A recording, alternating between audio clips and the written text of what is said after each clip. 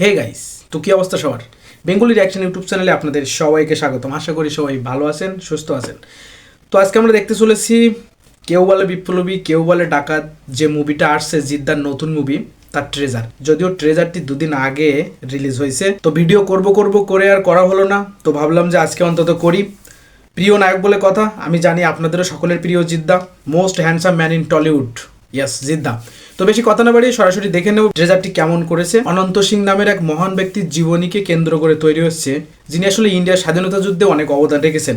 তো যাক, বেশি কথা না বাড়িয়ে সরাসরি ভিডিওতে চলে যাব। কে কোথা থেকে ভিডিও দেখছেন অবশ্যই কমেন্ট করে জানাবেন। চ্যানেলে নতুন হয়ে থাকলে চ্যানেলকে কিন্তু অবশ্যই সাবস্ক্রাইব করবেন, লাইক করবেন আর শেয়ার করতে কিন্তু ভুলবেন না। Let's go. স্বাধীনতা চেয়েছিলেন, পেয়ে গেছেন। এখন আবার ডাকাতি কেন? ওয়াও, চোর ডাকাতের করিছে ও বিচার। What a look! ট্রেনে দৌড়াচ্ছে ধর্মরাজ প্রদীপ কুমার নন্দের জিজ্ঞাসা ভাই, কর মাথা নষ্ট ভাই। বিশ্বজুড়িয়া। What a look! খে নয় দস্যুরাজ।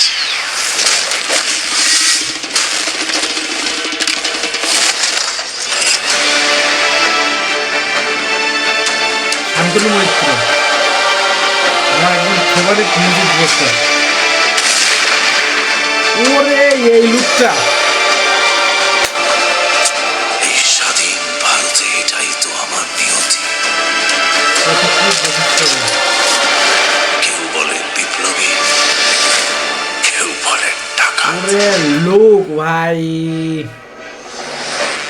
What a treasure! মানে অনেক দিন পরে ঠিকঠাক লোকের সাথে বোধহয় ঠিকঠাক একটা কাজ হচ্ছে। ঠিকঠাক লোকের সাথে কেন বললাম, যে জিদ্দাকে মূলত আমরা দেখে আসছি অ্যাকশন মুভির হিরো হিসেবে। তো যদিও তিনি কমার্শিয়াল মুভি করে থাকেন, তারপরেও এই মুভিটা আমার কাছে যেন মনে হচ্ছে জিদ্দাকে বেশিই ফুটিয়ে তুলছে। কেন বলছি? কারণ এই মুভির প্রত্যেকটা লুক, বিশেষ করে যে কস্টিউমগুলো ইউজ করা হয়েছে, মানে বয়স্ক যে কস্টিউম, মানে ছাতা মুড়ি দিয়ে বৃষ্টির ভিতরে বা ট্রেনের ওপর দিয়ে দৌড় দেওয়া, কিংবা লাস্টের বাইকের যে লুকটা, মানে চুল দাড়ি টাড়ি দিয়ে, আমার কাছে তো ভাই জোশ লেগেছে। আপনাদের কাছে কেমন লেগেছে অবশ্যই কমেন্ট করে জানাবেন। আর মুভি কিন্তু আসছে 2026 সালে, জিদ্দার নতুন ব্লকবাস্টার মুভি।